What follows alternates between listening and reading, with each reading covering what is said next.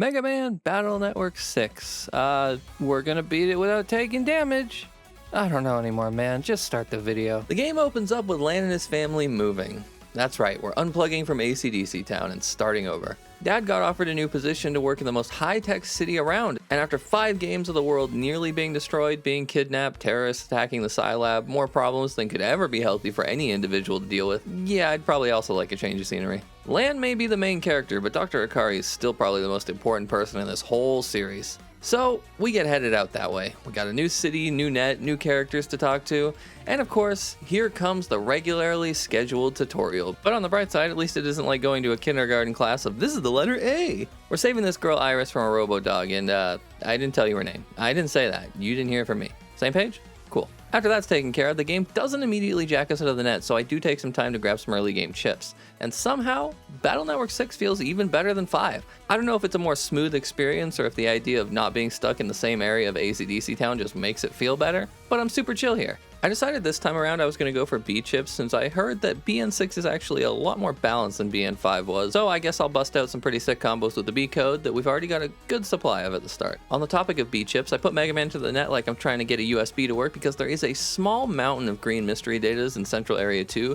so I pick up 4 copies of the Thunder Chip B. I use those to bully the new Cannon Dumbs and get 4 copies of the Machine Gun 1 chip. It may be a T code, but it's a nice early game chip to have, especially when we're going to be replacing it with a B-coded version later. With the grinding done, I go home and it's time for bed. Both Mom and Dad are home for once, so hopefully we're actually able to get some sleep, because I'm sure Mom is sick of being lonely. So we get up, get ready for school before I get attacked by some fucking clankers. No hard R's here, please. The security bots are here because we haven't been issued a student ID yet, so the teacher comes up and goes, ah, shit. I forgot. My bad. And so he hands us that before we get to meet Mick, who also becomes our rival for this game. I mean, I guess you can call him that. He's no Dex, that's for sure. Also, side note, why does Mick not have a unique Navi? Yeah, I get it, Game Boy restrictions or whatever, but he gets the most generic, basic-ass Navi despite being probably one of the most developed friend characters to date in this series. That's low, Capcom.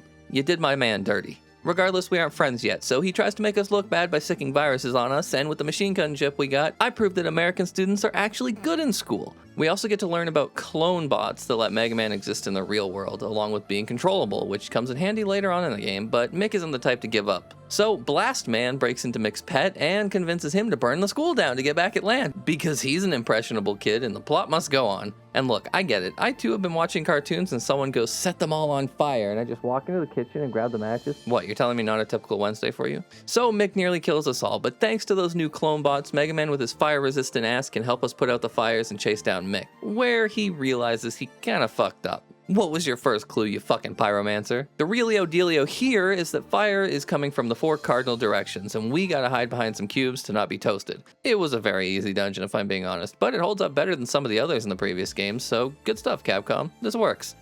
Holy shit, it's hot in here. Like microwave a burrito with the foil still on hot. Oh yeah, someone order 3rd degree burns. No? Too bad. That's it? No, I'm just not used to performing in front of an audience. Can we just fight? Right. Good idea. Blast Man isn't actually all that difficult, and his help will be appreciated later because we are using B codes. Though I have been made aware that the bosses in this game come in star code, which makes things a lot easier later on with building our chip folder. Now, our chips aren't perfect because it's still early, but we slap Blast Man around like a 1950s wife who burnt dinner, and he runs away scared. And we get a couple of friends, which includes the son of the chip shop owner. And if that don't give me a discount, well, I'll just ask Mick to handle it.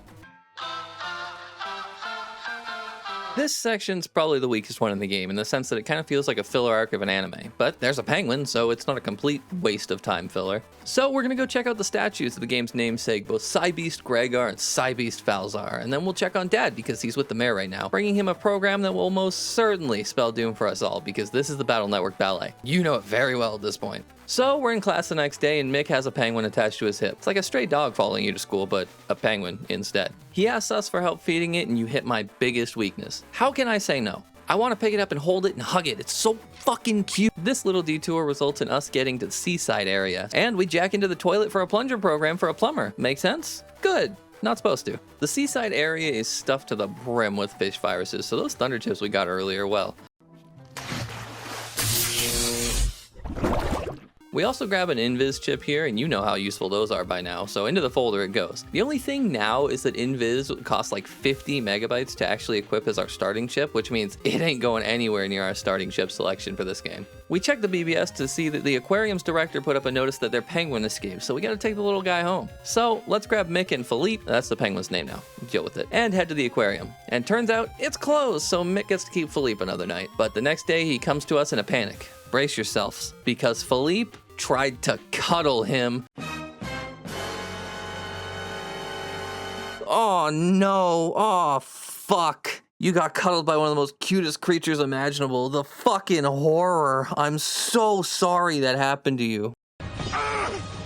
It should have been me, not him! Luckily for us, we get the Navicus now because somehow this isn't a built-in aspect of Mega Man already. After, you know, like the 5th game of us having it. Actually, like 4, but you know what I mean. The next dungeon also gives us a nice little barrier program for our Navicus, which will also be replaced just like it was in the last game pretty quickly, but it'll be useful for a little while. So let's bring our little penguin friend to the aquarium, and because we did a good deed, we get free tickets. That's awesome. I'm so glad nothing will go wrong like last time when we went to a zoo where all the animals went haywire and ballistic, and you have got to be fucking kidding me again? So yeah, one of the aquarium's former employees has taken to the high seas, and Blackbeard broke all the doors down with a shield. God damn it, wrong game again. My scriptwriter might be special, guys. But it was Blackbeard who released all the animals, and since the aquarium's connected to the town's water supply, people are pouring themselves a nice tall glass of piranha water because that makes all the sense in the world. According to the aquarium's director, we have to go through an internet dungeon to signal the animals that it's feeding time because this universe makes no fucking sense. And there's not a single button of, hey guys, it's feeding time. No, we have to adventure through an entire goddamn dungeon just to be like, it's time to eat, animals! And of course, there's a big ass seal blocking our way, so we run around with a chicken with no head till we run into Iris, who points us to a bot that Mega Man can use to jump through the animal enclosures, and we get a ball. The seal just wanted to play with a ball, so sure. Alright, fine, I guess. Oh hey, is that Blackbeard? Yarg, matey. Okay, quick question. Why? Because they were holding me back. Too many rules for me. Rules like don't flood the city? Arg, ye be getting it. Those tyrannical bastards. Right. What did you even get fired for? Minor misunderstandings. Well, according to the report here, it literally says you tried to attach cannons to the backs of dolphins. Arg, the kids loved it. You blew up the shark enclosure. Hey guys, a little help here? Somebody? Anybody? Details, me hearty. Details. Fair enough. Lan? Arg, finally, someone who understands me aspirations. No, I just mean the dedication's impressive. The crimes are still, well, crimes. Then shove off and face me in this here nautical computer, if ye not be a yellow belly. Why are all of you internet criminals so dramatic? You literally shout, Mega Man, check in, execute. Okay, that's fair. Prepare to be sunk, ye bloody landlubber. Let's just get this over with before he gets even more annoying. I'm not gonna lie, after Battle Network 5's take on water dungeons, there was a brick of shit in my pants preemptively, and it's far too soon for the war flashbacks. But this wasn't actually too bad. It's a combination of the zoo from Battle Network 2 and the aesthetics of the underwater dungeon from Battle Network 5, and with none of the bullshit, thankfully. We just need to return programs to their respective cages, and we get chased by sharks along the way. And I don't know if I got lucky or Capcom just finally had a heart and just decided that you couldn't get encounters while being chased by these sharks, but you know what? That is a massive point towards you, Capcom. I'm very impressed. Once we finally do get to the end of this one, we get to face Dive Man. Tremble before me. Yeah, nah, I'm good. I said tremble. I said I'm good. Just a little tremble, boy. The boy's thick as a piece of denim. Best I can do is a polite shiver wiggle. It'll do. Someone's gonna have to give this boy trembling lessons. This fight is actually pretty awesome. When I saw that there was a boss that hides underwater, I almost tried holding my breath underwater, you know, being thematic. But this was actually a super fun fight. Dodging the missiles, getting the hits where I can. This is up there with some of my favorite fights in the series. You know what, Dive Man? You're alright. You can be a homie. With Dive Man defeated, Blackbeard pulls the not out of options card and takes Mick hostage because if he can't have a job, then he's gonna make sure Mick will never have one. Yeah, I can't justify the jump in logic. I think everyone in this game is just completely batshit fucking insane. But Philippe comes out like a goddamn hero with his seal of approval and kills Blackbeard. Alright, he's probably just knocked unconscious, but I think this is funnier. And with Philippe back home, we can finally get back on track. Goodbye, Butterfree.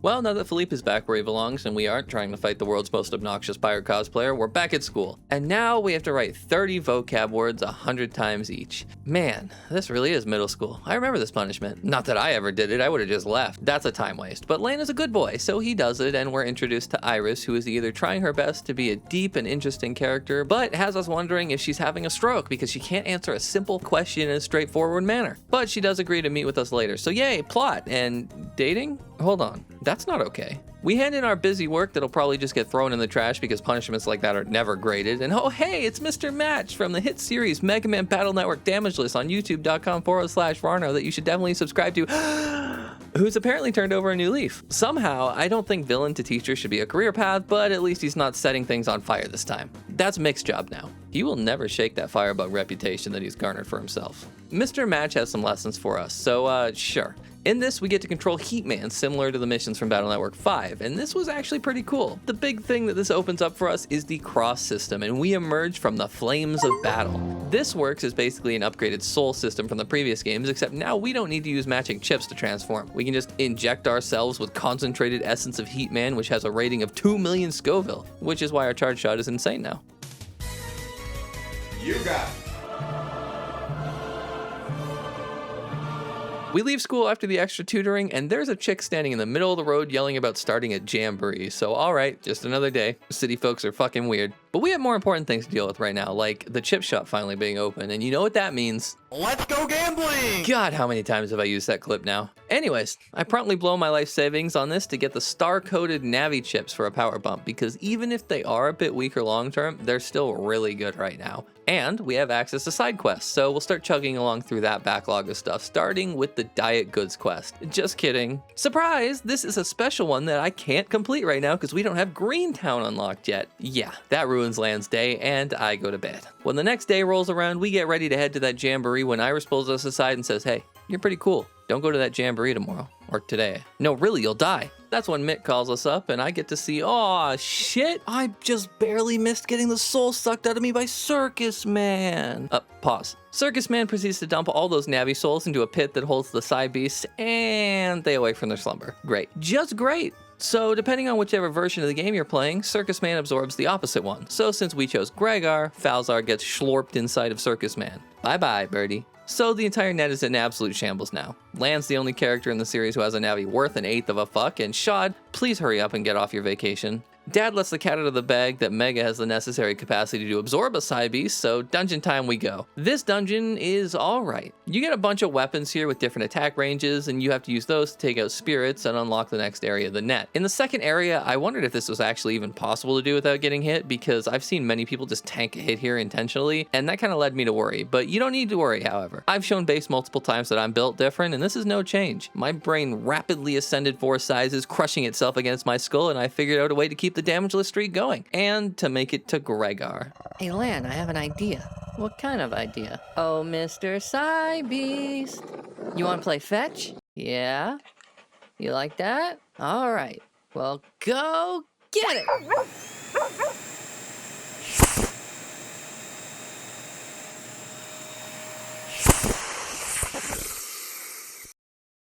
Boy, Lan, this is some good stuff. So, Mega Man put himself in a coma because this body is basically trying to adjust to a new organ. We take control of Heatman to get some water to wake Mega Man back up, and with any luck, we put it in a really strong thermos so it doesn't evaporate. All of this for the sake of getting the Beast Out ability, where we go absolutely intercontinentally ballistic and start warping all over the screen with a minigun, and it just combines with our cross forms, and now we have a lore-accurate Mega Man. I mean, come on, after 5 games, he better be this strong. As soon as Mega Man's awake, time to go shut down the circus. Welcome, one and all, to the greatest performance in all of Cyberworld! Man, why do all you circus navies have to yell? Is it in the Ringmaster contract? Tell me where you hid the Cyber Beast! Oh, he's yum-yum in my tum-tum. Do you think this is a joke? Well, you are a clown. I am not a clown! Right, sorry, your brother was the clown. What did you just say? Clown Man? From a few games ago? You knew my brother? New is a strong word, and it was very brief. Mega Man, you deleted Clown Man! Look, in my defense, he tried to kill me first, and he laughed every 5 seconds. That's just what clowns do! And now he does it in hell. You monster! Can we move past the dead brother thing for like 5 seconds? No! First Clown Man, and now you're mocking the great Cybeast? I'm not mocking anything. He's literally inside me. How ridiculous! You expect me to believe that the ultimate beast of destruction is hiding in a little blue shrimp like you? Okay, first, rude. Second, I'm serious. Okay, prove it! Alright, well, you asked for it.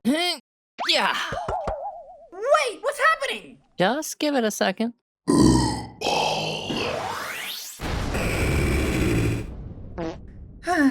Clown Man, I'll see you soon. And this fight really isn't anything crazy. I'm having no major issues with the bosses in this game, and I appreciate an easy game after Battle Network 5's post-game trying to feed me my own intestines. I have to admit, this was a fun fight, and all the bosses so far have had good pacing that doesn't feel like I'm trying to decipher a Rubik's Cube in another language, but not so slow that I'm hoping I don't have to waste time on another attempt. The adventure continues with us at school, and we hear about a contest where they need to recruit an operator and a navvy for the expo pavilion. And wouldn't you know what Lane is really good at? The dishes, obviously, because he's about to clean up this competition. We bump into another teacher who wants to give us some more tutoring, which turns into another cross forum. Coming soon to a pet near you. But for now, we start digging through more riddles and fetch quests because the competition has a sign that reads, "You must waste this much time before continuing." Kinda like a must be tall to ride this ride, but worse. Though before anything happens, the aquarium CEO calls us up and tells us that we need to show up to court to testify against Blackbeard. So we get invited to Green City, which is a great name. 10 out of 10 writing. This ends up meaning that we get to take care of the quest that we were stuck on earlier. Thank fuck. Once we get into the city, shit goes sideways almost immediately, leading us to the next part of the net, but it's not super important right now. The main thing here is that we need to talk to this lawyer for a side quest, and the lawyer doesn't fuck us over, so quest done. Now we can testify in court, but before we can, the game loves randomly doing annoying shit to waste my fucking time. So we get attacked by police bots, only to be saved by this hooded dude. They show up a few times, and while he's super suspicious, he does save us in an upcoming boss, so you're cool. For now. Welcome to the courtroom, where in this universe, the judge is a giant NASA supercomputer named Judge Tree or something, which is completely psychotic. Why would you trust an AI to govern people and control the police? Yeah, no thank you. So we testify against Blackbeard. Your Honor, this man is fucking insane. Put him in jail. He attacked a city with an aquarium shark. Who does that? That should get the book thrown at him. And put to death probably, but rest in peace, pirate dude. We also get to talk to our state-appointed attorney, who is definitely not shady at all. I mean, just look at that $1 million smile. So now we can begin the quest to get our next cross, and it has us running around with Slash Man cutting up vegetables for soup. Pretty simple. The boss fight against Slash Man is rough. He cut me to shreds a couple of times, but nothing on Beast Man from Battle Network 3. But hell yeah, we get Mega Wolverine Man now. Just look at these cool-ass claws. You got it. It also gets us the achievement, The Winning Edge. Well, now it's time to head back to Circuit City, whatever the fuck our town's name is, and we can start more quests since we finally completed that one that we were locked on before. We kill some viruses, find a watch for old lady Jennings, and we pre-order an anime titty figurine for our teacher. And dude, why are you having an 11-year-old do this? I'm certain this is grooming in some states. So after we shower the filth off of us, time for bed. School comes early, and so does the bad news. Our dad's been arrested because, what the fuck? Yeah, turns out we're on our way to Green City to watch Dad get sentenced to Old Sparky for hacking the Judge Tree. Dad, what the fuck happened? So we fly all the way back to school to get security footage showing that he was there at 1600 to prove his innocence. He was upgrading the blackboard, not hacking trees. And during this whole ordeal, we find out that our attorney was the one behind it all. Gasp! The $1 million smile was made of veneers, the fucking bastard. Anyways, we turn in the footage and the attorney goes, yeah, don't care, didn't ask. Plus your mom gay, and says he's going to arrest the entire country. All right, sure, boss. Anyways, time to abuse main character privileges and jack into the Judge Tree. This dungeon is super interesting. It's kind of like a stealth operation. Once we walk over a tile, it grows a bunch of grass, and if we step back on that tile, we get attacked by viruses and arrested. Just like the police, they tell us to stop. And before we can react, the nightstick cracks us across the face and we're thrown in handcuffs and put in the squad car. It's fun to plan movements and hit all the door unlock switches, but that's about it. When we get to the end, Colonel is waiting for us. Why the fuck are you against us, you goddamn turncoat? Oh, hey, Colonel. Wait, what? Oh, damn. Well, this is awkward. So, Hey, Mega Man. You're my enemy? Yeah, so circumstances have changed. You made me do 100 liberations. We babysat Number Man. The past is irrelevant. Irrelevant? I fought a dark god for you, and now you're evil? I prefer the term morally mysterious. No, see, Proto Man's morally mysterious. You just switch teams between games. My motivations are beyond your understanding. Brother, we met last year! Hey, we're not done here. This discussion is over. Oh, now you want to end discussions quickly. Where was that energy during the liberation briefings? Colonel attempts attacking us, but this Navi flashes across the screen and Colonel shut down like nobody's business and he turns tail and retreats. Guess that just leaves us here with Judge Man. Court is now in session. Oh, good.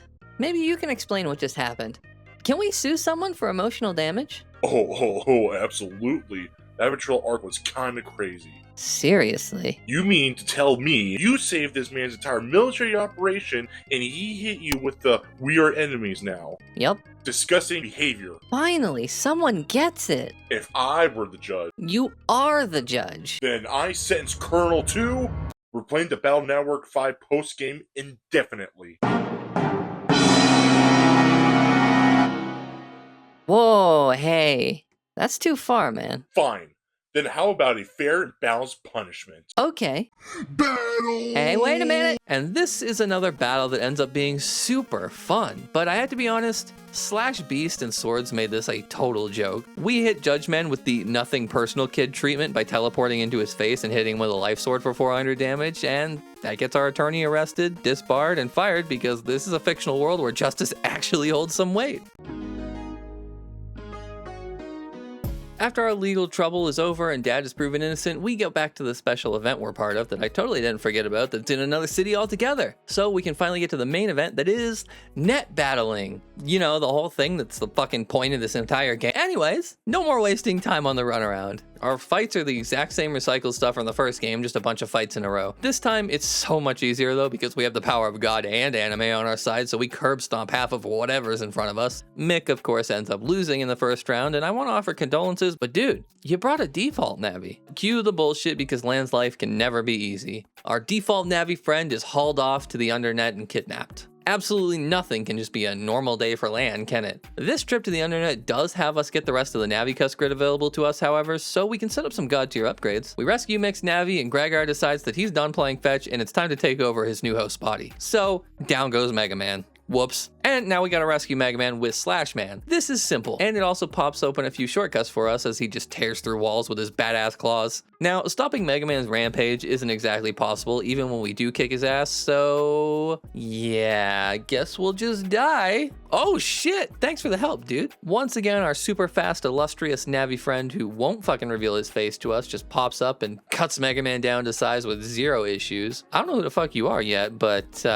good stuff. At least he's not dead. Well, back to normal life we go, I guess. Or as normal as Lan's life can ever be, which is barely at all. The weather's being really odd now, so let's head home and pop on the weather channel and oh boy, the weather system's malfunctioning. And hey, is that Iris? Well, shit. Time for the most responsible 11-year-old on the planet to do the job our parents won't. But first, we got our third cross, so we gotta get Elect Man and Elect Cross. And if you remember Battle Network 1's dungeon with the absolute hellscape that was the Elect Man dungeon back then, yes, this is the same guy. But now we're dealing with the guy's wife, and ladies and gentlemen, you too can find love. If that creepy motherfucker found love, then so can you. Dude's wife is actually super cool too. The dungeon here is collecting some batteries, and then we fight Elect Man. And just like the rest of the game, he's not too difficult here. Unfortunately, Elect Cross isn't that good of a form. Stunning things is cool, don't get me wrong, and it'll be solid for like the next hour of gameplay. But Slash Cross is just way better. You got it. At least it pops the high voltage hijinks achievement, but for now, because the weather is malfunctioning, Skytown is falling apart. I may have just taken like a 25-minute detour, but the area is exploding. Once we get to the top, Mega Man's like, all right, Lan, time for a leap of faith, all right? And that's when Lan's like, oh shit, I just watched Mary Poppins last week, umbrella. But then the umbrella breaks. Hey, lucky for us though, Mega Man's there in a copy bot to catch us like a princess. You know, Mega? If we weren't brothers, this would be pretty romantic. Lan, I swear to Falzar, I will drop you right now. Once we do reach the weather station, we find... Wait you. Whatever, you're just dumbass now. And while we're at it, why is this grown-ass man letting Lan jack in to stop his big evil plan? I don't know, man, backhand him, pick him up and throw him over the edge. He's a child. You're literally watching as this punk-ass kid hooks up his magic Game Boy to the computer to stop you. God, adults in this series are stupid. The dungeon loads up and it actually looks really cool. We run around collecting rainbows and riding the flying Nimbus like Goku, and once we have enough rainbows, we can spin around typhoons to fix the weather and get to that next area. And next time on My Little Navi Friendship is Magic, we put a gun in the mouth of the next enemy Navi. Oh, Mega Man, your journey ends here. Seriously, why are you all so dramatic? It's in the villain handbook. There's a handbook? Chapter 1, dramatic entrance. Chapter 2, point aggressively. Chapter 3, explain your evil plan. Well, you got step 1 and 2 down. I command the power of all elements. Fire, water, wood, electricity. That's impressive. I know. So, can you make ice? No. Wind? No. Pizza? That's not an element. It should be. Focus. I'm here to defeat you. Right, sorry. Now prepare yourself for the elemental cataclysm of ultimate destruction. That's a long name. I spent 3 weeks coming up with it. 3 weeks? 2 weeks, 6 days, and 14 hours. You know, you could have attacked me by now. I know, but naming attacks is important. Now prepare yourself. Wait, before you attack, which element beats procrastination? What? Because you've been standing here talking to me for 5 minutes. That's not... And which element beats getting distracted? Stop that. Because... Stop that. Oh my god, is that Colonel? Where? That was not fair. So after we throw Element Man in a wet paper bag and he suffocates to death, we tell Dumbass that it's over and cower before my 11-year-old might, when suddenly my intestines are falling all over the floor because Colonel's blade just nearly ripped me in half. That's not where those are supposed to go, buddy. Also, who the hell thought copy bots were a good idea? Seriously. Oh, they can't use weapons. Well, apparently they can. And just as things are about to get worse and Colonel's ready to just off me instantly for no reason that he will tell us, Iris shows up and Colonel just stops attacking. Maybe there's a minimum age to not Order 66 someone? Iris fixes the weather machine and we get a sneak peek at what's going on over at... Turns out everyone we fought has been part of World 3. This is my shocked face, I promise you. Honestly, the most shocking part is Beryl being a part of them after everything that happened in the last game. Was being my partner just part of the plot? Did you just not appreciate working with me? Also, all the villains we arrested up to this point just escaped prison, so fuck me, I guess. Beryl orders them all to get Gregar out of Mega Man, and cool, that's what I like to see. Nothing going well for us. And the fourth and final member is Mr. Mock, our teacher. Okay. Beryl goes to the other room, and the four idiots put their heads together like, we gotta ditch these World 3 goons and go get Mega Man ourselves. And I don't know if I'm proud of them for being independent for once, or annoyed that this is inevitably another group we gotta fight against. We're finally getting to the point where the competition will be finished soon, and we have to go find a magic rock from the internet. I swear Mega Man and Lan don't have a drug problem, but you know the deal. It's 7 o'clock on the dot, I need a crack rock. But before we go to the internet ghetto for magic rocks, we're going to clear up all the side quests that we can, which isn't all that many because of the way the game's ranking system works here. The first rank, you can only take 1-star requests until you get to the next one, and Capcom drip feeds you these 1 stars like you're an injured bird, while the 2 and 3-star ones just sit there and laugh at you. And none of these side quests give us any rewards worth mentioning, so instead, I'm just gonna jack into the blackboard and give this Dark Navi 3000 zenny for a trading card to feed Lan's newfound addiction. This shady ass deal is actually something incredible for us, because it'll let us access some fights that will effectively power level us. Namely, it'll let me find rare cannons and give us 4 copies of the Machine Gun 3 B chip. And you know what, while I'm at it, there's 3 Navis around the net that'll become my bitch too. So we start making our way to the internet and get jumped by a bunch of Navis trying to draw Gregar out of Mega Man. The GBA imaging of a group of dudes shoving their balls in my face to get that dog out of me is something I will never recover from. However, not all is lost, because the power of autism is at our side as Thomas the Tank Engine shows up and runs them all over. That was something, but we find our magic rock that's called a moon rock, and yeah, it's gonna send us to the fucking moon, all right. And that's it. That's the end of the competition. I have no idea what this had to do with net battling, but hey, it works, I guess. The other two competitors shake our hands and say, hey kid, good shit, and by the way, come see us tomorrow and we'll splice some of our Navi DNA into yours and give you our cross forms. Honestly, I'm just glad to not be hated for once. Mega Man gets put on TV for our victory, and... Look how they massacred my boy. Mail calls us and tells us that we need to come visit AC/DC Town, otherwise she's going to hold us against it for the next 20 years. And to be fair, I don't think Lan would have come around if Big Dex would have called us or Solar Panel Yai, but Mail? First, though, we do have some errands to run. We need our cross forms. I'll go get a race man first, and he's going to make our machine guns hit for 100 a pop, which is such an incredible boost in our firepower. For this class, we are the Navi Grim Reaper cutting dudes down with a scythe. Easy enough. Let's get it going. You know what else is easy enough? The boss here. The most annoying thing about it was the random ghost that spawned in front of me, but Slashman and swords made those less dangerous. And in the end, he didn't stand a ghost of a chance. Haha. You got it. Our next stop is to go to SeaWorld and visit Philippe. And while we're here, we're gonna get trained in the martial art of running people down with a train. This mission is fucking awesome. It's not another run around the net quest, it's a whole ass minigame. Lan dons his train Sona and pilots Thomas the Tank Engine around. Shame it is then that Mega Man rips him in half with ease. You got it. I really do think we are lore accurate Mega Man in this one because we've been hit 5 times this entire run at this point. You don't even need a reset counter this time around. Now we unlock the rest of the side quests and we'll get everything we could ever need. Infinite money, area grabs, fast gauges, you name it. We own it now. My main goal is to blow up and then act like I don't know nobody.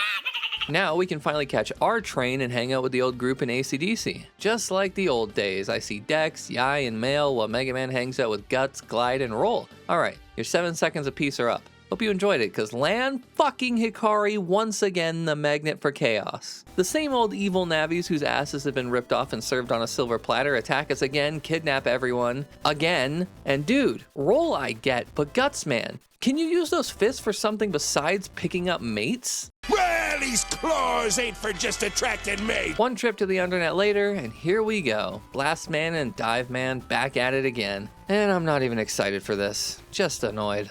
Ah, the hero arrives. Tremble before us. We already did this. Right, I see. Wait, what? He made me tremble earlier. I made a very compelling argument, you see. He asked nicely. You asked? It worked, didn't it? I said, boy, this isn't easier said than done. No! You're supposed to threaten people. I did threaten him, I'll tell you what. I gave a very convincing shiver wiggle. What? It was the best deal available. I said, the boy offered me a good tremble. I got a good tremble. It was good. Why am I partnered with you? Yeah, it says the guy whose opening attack was a tiny flame fart. I said, boy, you can't be intimidating if all you're doing is farting in his face. That was one time. Glad we agree that's what happened. It wasn't a fart. Sounded like one. And it looked like one, too. It was a tiny little fiery poot. Guys, focus. You kidnapped my friends. Right. The hostages. So, where are they? Safe. Secure. Hidden. Somewhere you'll never find them. I tell you, they're hidden very, very well. Really? Really? Then why is Gutsman yelling from that room over there? I'm Gutsman. Guts. In our defense, he's very loud. We tried 3 different holding cells. Then this whole dramatic confrontation was pointless. Hey, dramatic confrontations are important. It's the Villain Handbook, Chapter 1, Paragraph 3, Subsection 4. There's actually a handbook? Wait, you know about the Villain Handbook too? I said, boy, are you trying to be a villain? Long story. Enough talking. You've literally done nothing but talk. Shall we battle now with the fighting already? Finally. Wait, am I doing the cool one-liner? Go ahead, boy. Hit me with your best shot there now. Prepare to be reduced to ashes.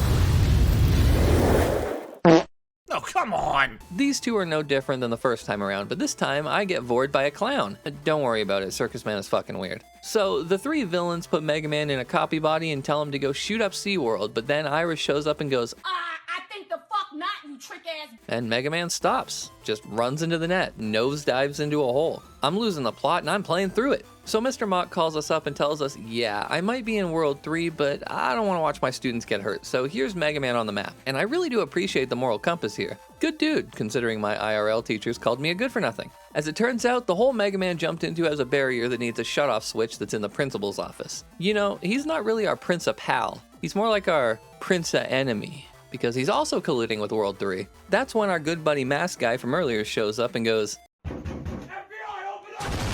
by the way, I'm not some shady freak, it's your boy, Shad. And after his large absence from the last game, I didn't see this coming actually. With Shad and Mick's help, we get the barrier open and take Flame Man to the hole. He's surprisingly receptive to being told, hey, jump into this bottomless pit and kill demons along the way. We find Mega Man in the pit and he begs us to kill him, so Lan obliges, surprisingly. I actually got this one on first attempt. I was kind of worried because we are facing ourselves, but still no problems. I did feel like an absolute god though, because I just bitched Mega Man with almost no resistance without even using Mega himself. And then here comes Colonel, who almost kills Flame Man, but then Proto Man stops Flame Man from getting no-scoped, only for Mega Man to have an epiphany. Damn, Colonel.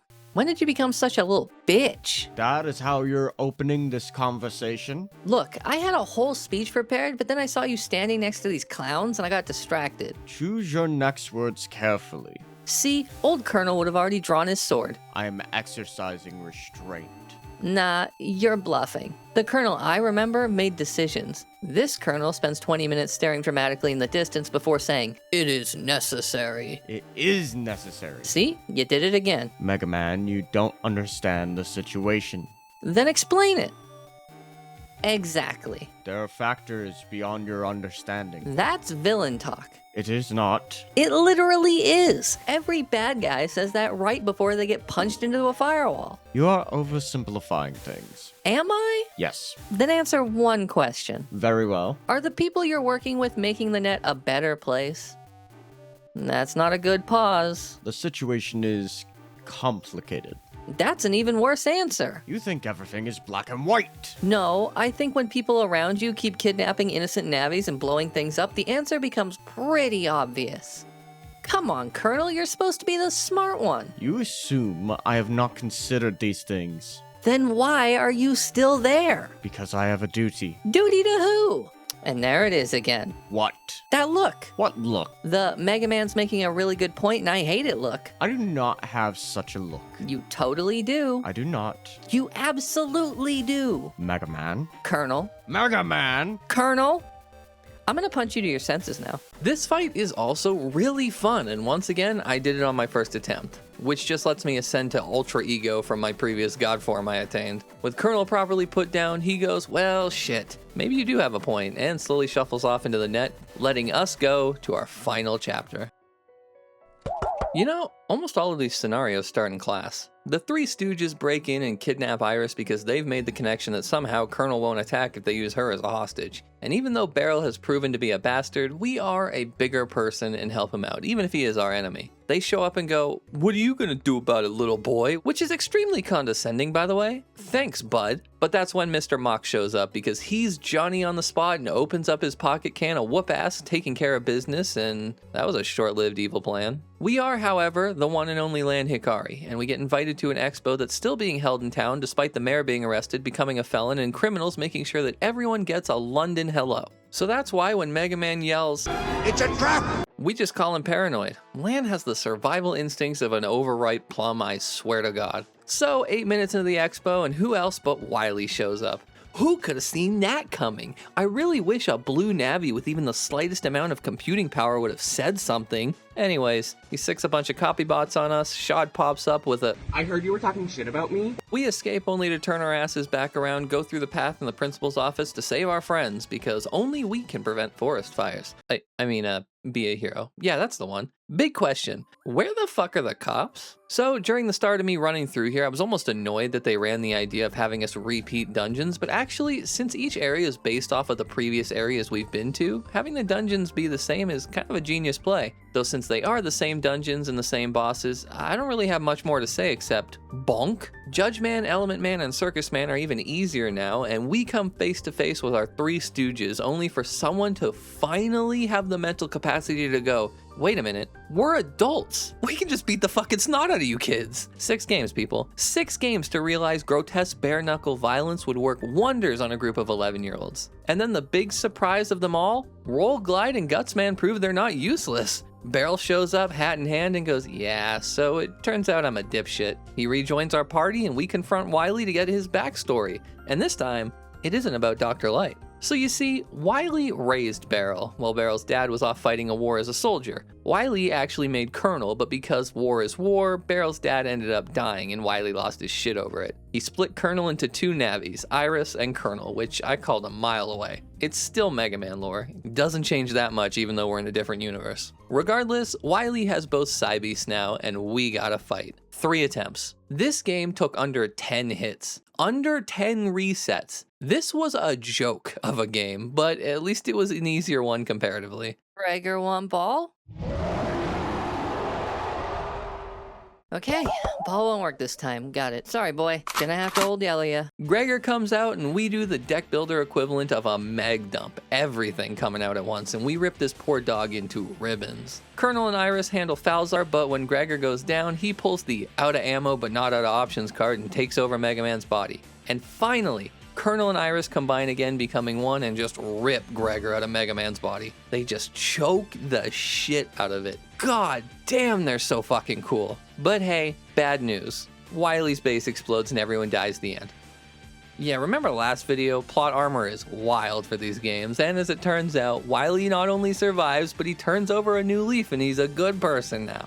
The Wily from the other universe would be disappointed in you. It only took you 6 games, and that motherfucker was evil for like 50 million years. Beryl also somehow ends up surviving, but I'm less shocked about that considering Beryl is pretty damn strong. He gives us Iris's old copybot so Mega Man can live with us, and everyone achieves their dreams. Lan and Male get married, and that will lead into the Star Force games much later, because god damn I need a break from this series.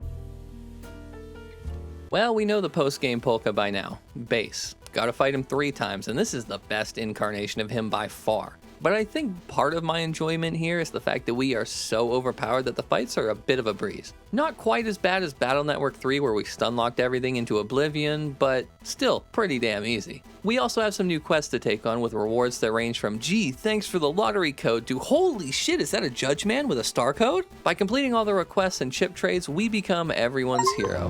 We do have to fight Proto Man, but I'd like to hold off on that for now. You'll see why in a minute, trust me. So the next thing I'm gonna do is the Virus Battler minigame where we have no control here, so don't even ask me to do this damage list. If you think I was gonna try it, you can step on the corner of a Lego. But we are a virus challenger now, so that's cool. There's 5 of these in total to beat, and they're all pretty easy to handle with a few IQ points. The 4th one though, totally pissed me off. We have these armored enemies, but only a couple of viruses can pierce through armor. The problem is, sometimes their AI has the brain power of a rotted grapefruit, and they just don't do what they should. So we end up either timing out or just lose, which is another 10 battles back to back. Fun stuff. We're now the Virus Master. From there, we have a few areas that we wouldn't normally have because this is the Legacy Collection version and it's based on the Japanese version of the game. So we get to see Django again and fight the Count. It's nothing major, but I do go through with this no damage, which should be a given by now. After he's taken care of, we can go ahead and find the Sunflower for Django and then kick the vampire's ass properly, signaling an end to Django's journey here at Battle Network. Well, with all that out of the way, I'm finally able to get the Anubis chip to complete the last quest. And really fast, Capcom, why the fuck is this a 2-star quest? If I got this near the start of the game, I wouldn't have been able to do anything until the end of the post-game. I had to reset over this, by the way. That's a fucking scummy thing to do. But alright, fine. After all of our quests are done, Shad calls us up and goes, wait, you did all of it? Alright, meet me in the classroom. I gotta tell you something. He looks me dead in the eyes. We share a moment. Lan, I've always wanted to kick your fucking ass. And now we fight Proto Man's true form, which isn't as obnoxious as it was in Battle Network 3. It's actually really fun, but the boss fights in this game have all been pretty fucking good. Thanks to our Going Road chip that I had as a starter, it made it so Proto Man couldn't really even get near me. So, kinda had an easy time of this one. With all that cleared, we can hunt for base a second time, and just as we enter the area, we get Arriving at Eternal Rest. Base isn't different, just bulkier, so we'll gloss over this one and go straight to the third round. We meet Base in the underground area, and he attacks us with a copy of, well, us. Yeah, he ain't playing fair anymore. He decided that we need 2 fights back to back instead of just the 1 round, and once more, the game doesn't miss. It's just another really fun fight. Honestly, this would probably be the best post game if there wasn't so much goddamn backtracking. The amount of times I ran through the undernet and then all the way back to the underground was fucking excruciating. Fighting Gregar Mega Man wasn't actually a big deal. He was fast, but my chip lineup is also fast and saves me from a ton of mistakes. I also just deal a clusterfuck of damage. After that fight though, Base goes, alright, well now that you're tired, I have Falzar's power because, sure, I guess. When he has Falzar's power, he has an attack that makes it so he has a one-hit move that goes through invis. So it does take a couple of attempts, but just like Gregar, it only took 3 tries, and on that 3rd attempt, we dumpstered him. Look, Base, no matter how many times you come back, you aren't gonna beat me. 6-0 record stands true. Don't know what to tell him, but he is the epitome of persistence. And you know what? I'll admit it. You gave me the best fight I've had in this whole series. As they say though, all good things must come to an end, and Base is finally deleted. You know, despite the fact that you beat the ever-living shit out of me, I'd do it all again. Yeah, strange part of me is gonna miss this. I feel a connection. I know what you mean, but I'm always gonna be there, in the back of your PET's memory banks. You are right about that, and I'm sure Lan and that weird penguin guy that's been controlling us will also remember this. What the fuck are you talking about? Don't worry about it. Gonna miss you, bud. Gonna miss you too. You and Lan take care. Make sure Mail knows how to treat him and Lan's future son right. What the fuck are you talking about? You'll find out. Looks like my time has come. Don't forget about me now, or I'll have to come back for that rematch. Almost wish I could then. Goodbye, Base. Only one thing left to do, and that's refight Gregar. Just like the first time, no issues. He's a bit faster, but that just makes it more fun. He's the biggest pushover of a final boss aside from the virus in Battle Network 1, but oh well. Now, we get to do it all over again on Falzar. This will get us 6 achievements, 1 for each cross form, and 1 for beating the game. And finally, after months of work, and so much self-hatred and aggravation, here we are. The Legacy Collection is 100% complete.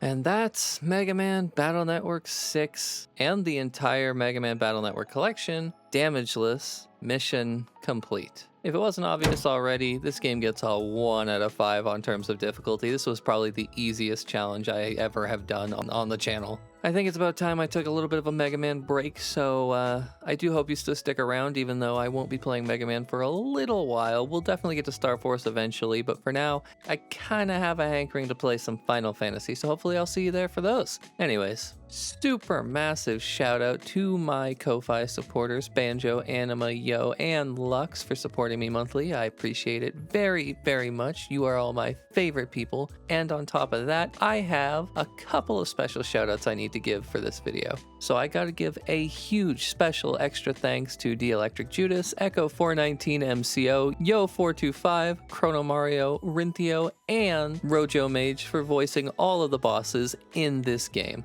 You guys are the best. I'd like to thank you all for watching. Hope you all have a great rest of your day, and bye-bye.